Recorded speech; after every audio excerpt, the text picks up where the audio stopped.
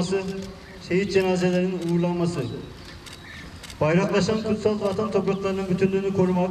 29 Nisan 1978 tarihinde Aksaray ilinde dünyaya gelmiştir. Uzman Jandarma 6 kademe çavuş Eyüp Fidan, 30 Ağustos 1999 tarihinde Uzman Jandarma Hazırlama Okulu'nun başarıyla tamamlamasına mütakip. Elhamdülillahi Rabbil alemin. Vessalatu vesselamu ala Resulina Muhammedin ve ala alihi ve sahbihi ecma'in. Bifadlike ve keremike ya ekremel ekremin ve ya erhamer rahimin. Kabirlerini pürnur, makamlarını cennet eyle ya Rabbi. İlahi ya Rabbi, yarın kıyamet gününde cennetinle, cemalinle müşerref eyle ya Rabbi.